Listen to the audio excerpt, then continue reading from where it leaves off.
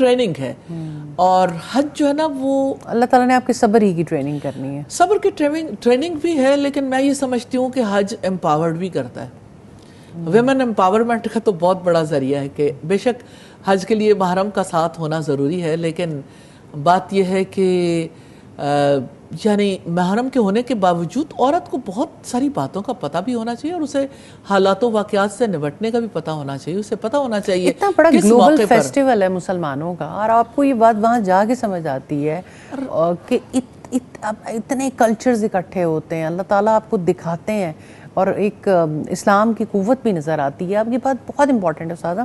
میں نے بھی جو پہلی دفعہ حج کیا اس میں نے یہی محسوس کیا کہ یہ سب چیزیں سکھا دیتے ہیں جن کی آپ نے طرف توجہ دلائی. آپ کو کمپنی والے بھی بتا دیتے ہیں، جن ٹور کمپنیز کے ساتھ آپ جا رہے ہوتے ہیں یا گورنمنٹ کے ساتھ جو آپ کی حج ٹریننگز کر رہے ہوتے ہیں، یہ سامان رکھ لیجئے گا، یہ مت رکھیے گا، یہ کر لیجئے گا، اچھا میڈیسنز کون سی لے لیجئے گا، ویکسینیشنز کون سی لے لیجئے گا.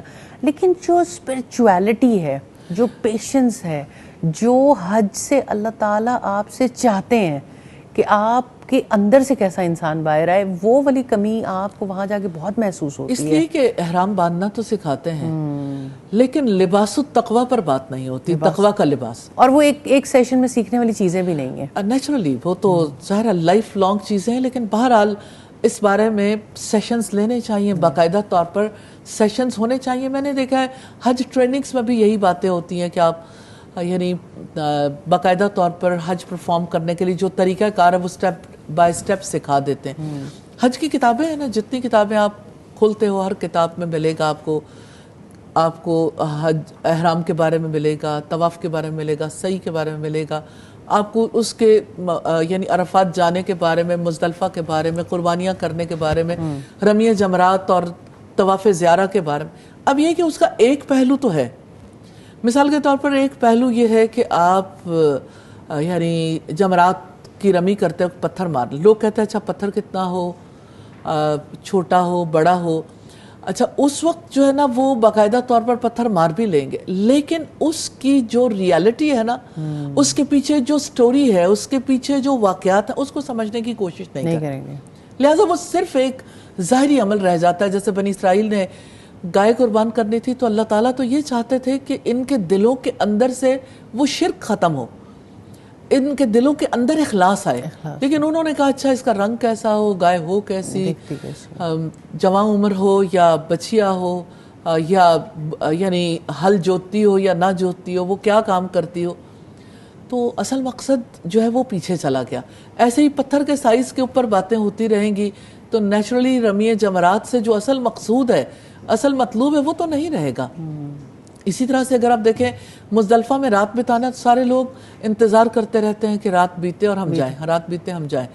تو لوگ جو ہیں وہ تکلیف میں بھی ہوتے ہیں، کبھی وہ ڈسٹرب ہو رہے ہوتے ہیں، دھواں بہت ہے، ٹریفک بہت ہے، یہ کیا ہوا، یہاں کیوں سونا تھا. بھائی یہ جانے سے پہلے سیکھنا چاہیے کہ وہاں رات گزارنے کا کیا مطلوب کیا ہے، کہ آخر اللہ تعالیٰ نے صحرا میں لے جا کے آپ کو کیوں لٹا دیا. یہاں مزدلفہ کیا ہے، کھلا قبرستان ہی تو ہے. ایسا نہیں لگتا کہ جیسے 2 سفید چادریں پہنے ہوئے جب حاجی وہاں پہ سوئے ہوئے ہوتے ہیں، یعنی سیمولیشن ہے نا، اللہ تعالیٰ نے آپ کو سیمولیٹ کر کے دکھایا، کفن کی طرح لگتا ہے. اللہ. اور اگر آپ صحیح معنی میں غور و فکر کریں تو آپ ایک اور دنیا میں پہنچ جاتے ہیں. سیلف ریفلیکشن کا ٹائم ہے. اس میں بہت زیادہ عبادات، ظاہری عبادات کی طرف بہت زیادہ اس رات میں کچھ نہیں کرنا، آرام کرنا ہے تاکہ ذہن آپ کا سوچے، تاکہ آپ کی روح جو ہے نا وہ سرشار ہو، اللہ سبحانہ تعالیٰ کے ساتھ کنیکٹ کرنے کے قابل. اور اگر آپ ایک لمحے کے لیے غور و فکر کر لیتے ہیں، ریلی مزدلفہ کی رات ایمان میں بہت اضافہ کرتی ہے. اللہ. اور پھر آپ یہ دیکھیں کہ ایک ایک سٹیپ ہے نا، مجھے فیل ہوتا ہے کہ ہمیں سٹیپ بائی سٹیپ ان کو ضرور دیکھنا چاہیے، ایک ایک چیز کو، کہ کس طرح سے کون سا عمل ہمیں کیا کچھ دے جاتا ہے. تو ہم اگر اب یہ دیکھیں جیسے احرام ہے، احرام پہننا ٹھیک ہے، 2 سفید چادریں، دوسرا لباس ترک کر دیا. آپ نے یہ جان لیا کہ خواتین کسی طرح کے بھی جوتے پہن سکتی ہیں، کسی طرح کا بھی لباس پہن سکتی ہیں.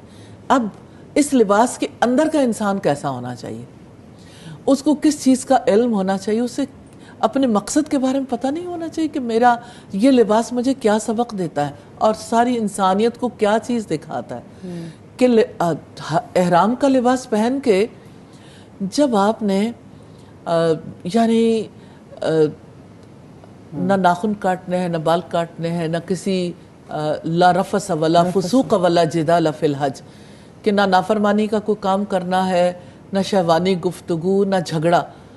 تو اصل مقصد تو یہ ہے نا اس لباس کا، پیس ڈریس ہے، پیس ڈریس، اور پوری دنیا کے لیے وہ ٹینشن فری زون ہے جہاں جا کے آپ یعنی کسی کو تکلیف نہیں دے سکتے، کسی درخت کو کاٹ نہیں سکتے، کسی جانور کو مار نہیں سکتے. تو آپ کو ایک خاص کیفیت میں رکھا جاتا ہے نا، جس کی وجہ سے سارے انسانوں کو بتایا جاتا ہے دیکھو امن کیسے قائم ہوگا اپنے رب کے ساتھ تعلق کی وجہ سے. تو مجھے فیل ہوتا ہے کہ جو اسپرچول گائیڈ لائن ہے نا اس کی بہت کمی ہے، اور جو یعنی ایک ذہنی تیاری ہے اللہ سبحانہ تعالیٰ کے ساتھ تعلق کی، تو ظاہری پہلو غالب ہے، اور جو اس کی ریالٹی ہے وہ یا اس کی جو اصل حقیقت ہے یا اصل مقصد ہے وہ کہیں چھپ جاتا ہے.